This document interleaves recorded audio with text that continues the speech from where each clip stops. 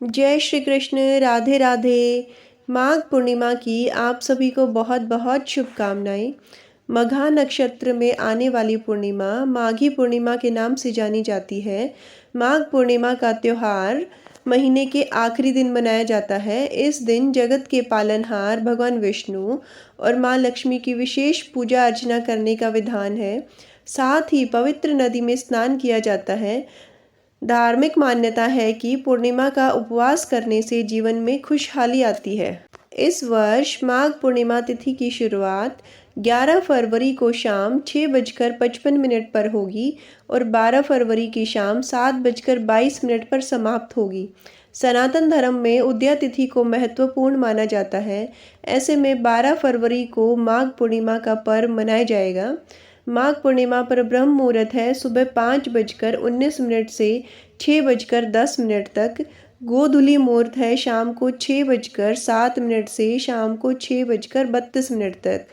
और अमृत काल मुहूर्त है शाम को 5:55 से 7:35 तक।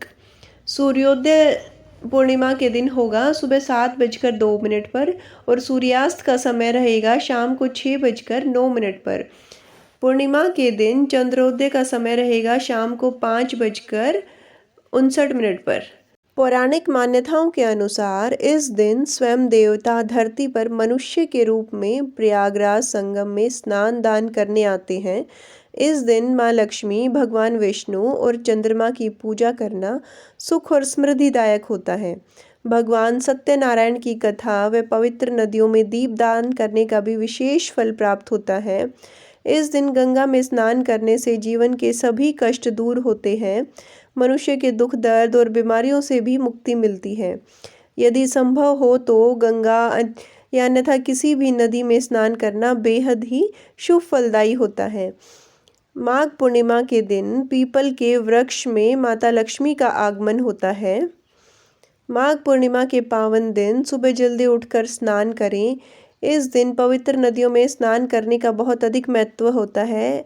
आप यदि नदी पर न जाकर स्नान कर पाएँ तो घर पर ही स्नान करने के पानी में थोड़ा सा गंगा जल डालकर भी स्नान कर सकते हैं। और नहाते समय सभी नदियों का ध्यान करें।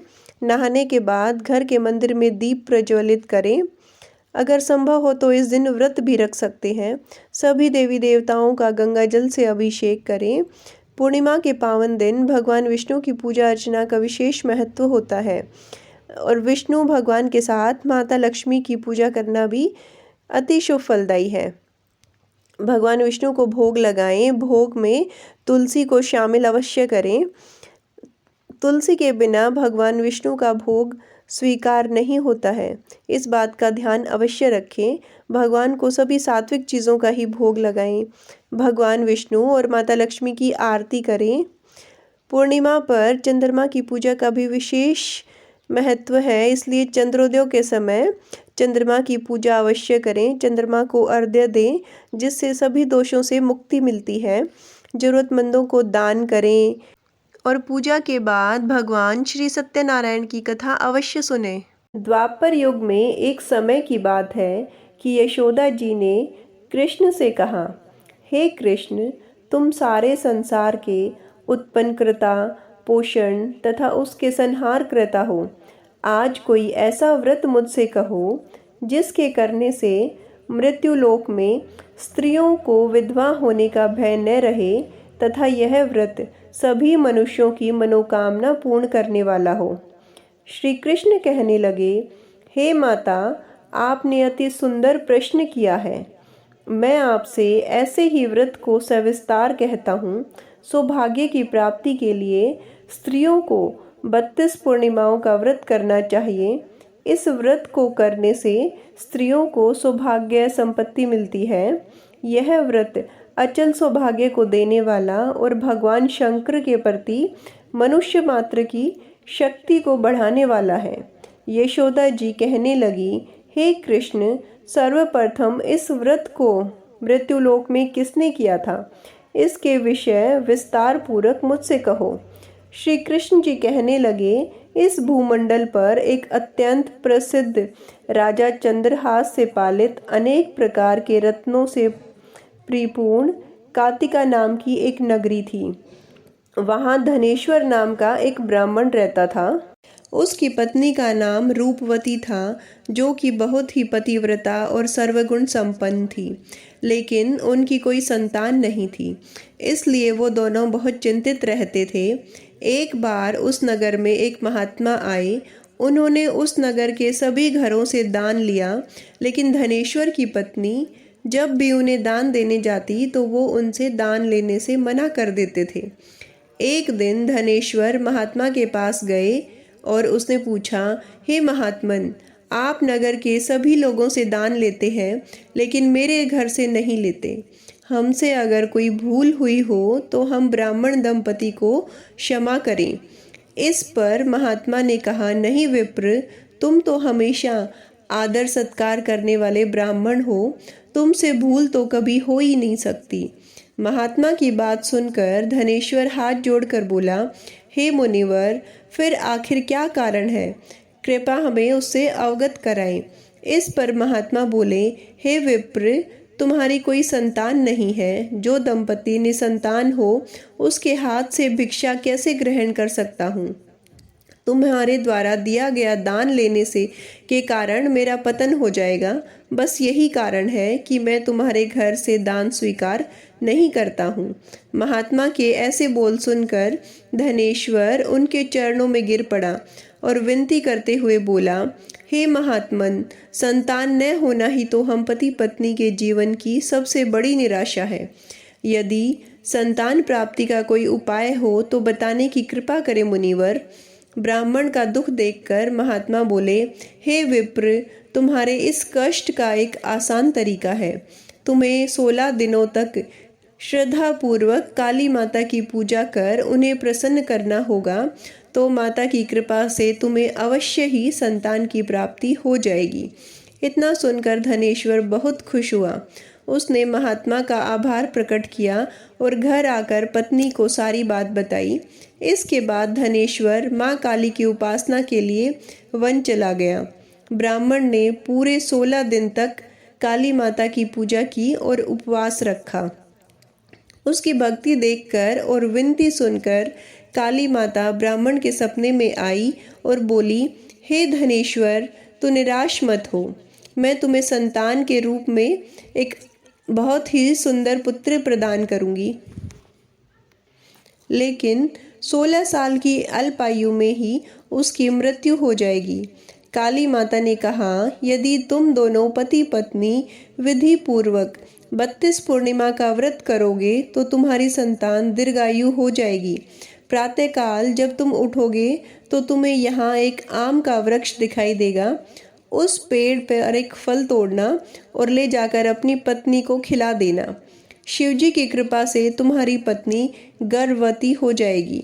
इतना कहकर माता अंतर्ध्यान हो गई। प्रातःकाल जब धनेश्वर उठा तो उसे आम का वृक्ष दिखा, जिस पर बहुत ही सुंदर फल लगा हुआ था। वो काली माता के कहे अनुसार फल तोड़ने के लिए वृक्ष पर चढ़ने लगा। उसने कई बार प्रयास किया, लेकिन फिर भी फल तोड़ने में असफल रहा।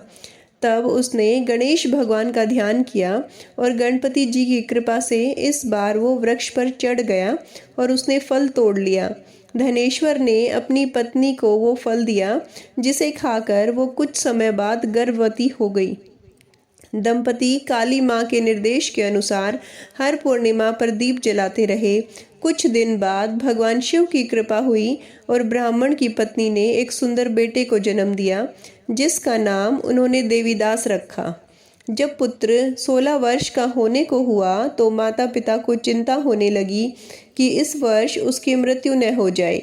इस पर उन्होंने देवीदास के मामा को बुलाया और कहा, तुम देवीदास को विद्या अध्ययन के लिए काशी ले जाओ और 1 वर्ष बाद वापस आना। दंपति पूरी आस्था के साथ पूर्णमासी का व्रत कर पुत्र के दीर्घायु होने की कामना करने लगे। काशी प्रस्थान के दौरान मामा भांजे एक गांव से गुजर रहे थे। वहां एक कन्या का विवाह हो रहा था। विवाह होने से पूर्व ही उसका वर अंधा हो गया। तभी वर के पिता ने देवीदास को देखा और मामा से कहा, तुम अपना भांजा कुछ समय के लिए हमारे पास छोड़ दो, विवाह संपन्न हो जाए उसके बाद ले जाना। ये सुनकर मामा ने कहा, यदि मेरा भांजा ये विवाह करेगा तो कन्यादान में मिले धन आदि पर हमारा अधिकार होगा। वर के पिता ने मामा की बात स्वीकार कर ली और देवीदास के साथ कन्या का विवाह संपन्न करा दिया। इसके बाद देवीदास पत्नी के साथ भोजन करने बैठा, लेकिन उसने उस थाल को हाथ नहीं लगाया। यह देखकर पत्नी बोली, स्वामी, आप भोजन क्यों नहीं कर रहे हैं? आपके चेहरे पर ये उदासी कैसी? तब देवीदास ने सारी बात बताई। यह सुनकर कन्या बोली, स्वामी, मैंने अग्नि को साक्षी मानकर आपके साथ फेरे लिए हैं। अब मैं आपके अलावा किसी और को अपना पति स्वीकार नहीं करूंगी। पत्नी की बात सुनकर देवीदास ने कहा, ऐसा मत कहो, मैं अल्पायु हूँ। कुछ ही दिनों में 16 वर्ष की आयु होते ही मेरी मृत्यु हो जाएगी। इस पर उसकी पत्नी ने कहा कि स्वामी, जो भी मेरे भाग्य में लिखा होगा वो उसे स्वीकार है।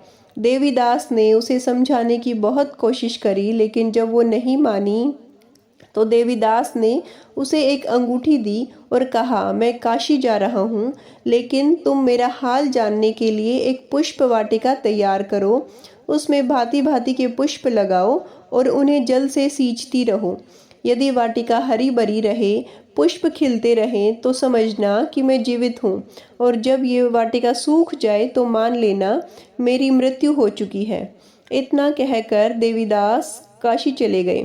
अगले दिन सुबह जब कन्या ने दूसरे वर को देखा तो बोली, यह मेरा पति नहीं है, मेरा पति काशी पढ़ने गया है। यदि इसके साथ मेरा विवाह हुआ है तो बताए कि रात्रि में मेरे और इनके बीच क्या बातें हुई थी और इसने मुझे क्या दिया था। ये सुनकर वर बोला, मुझे कुछ नहीं पता, और पिता और पुत्र वहां से चले गए। उधर एक दिन प्रातःकाल एक सर्प देवीदास को डसने के लिए आया, लेकिन उसके माता पिता द्वारा किए जाने वाले पूर्णिमा व्रत के प्रभाव के कारण वो उसे डस नहीं पाया। इसके बाद काल स्वयं वहां आए और उसके शरीर से प्राण निकालने लगे। देवीदास बेहोश होकर गिर पड़ा। तभी वहां माता पार्वती और शिवजी आए। देवीदास को बेहोश देखकर पार्वती माता बोली, हे स्वामी, देवीदास की माता ने 32 पूर्णिमा का व्रत रखा था, उसके फल स्वरूप कृपा आप उसे जीवन दान दें। माता पार्वती की बात सुनकर भगवान शिव ने देवीदास को पुनः जीवित कर दिया।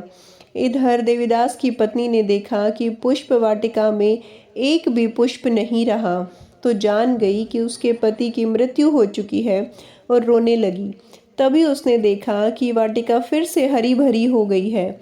यह देखकर वो बहुत प्रसन्न हुई। उसे पता चल गया कि देवीदास को प्राणदान मिल चुका है। जैसे ही देवीदास 16 वर्ष का हुआ, मामा भांजा काशी से वापस चल पड़े। रास्ते में जब वो कन्या के घर गए तो उसने देवीदास को पहचान लिया और प्रसन्न हुई। धनेश्वर और उसकी पत्नी भी पुत्र को जीवित पाकर हर्ष से भर गई।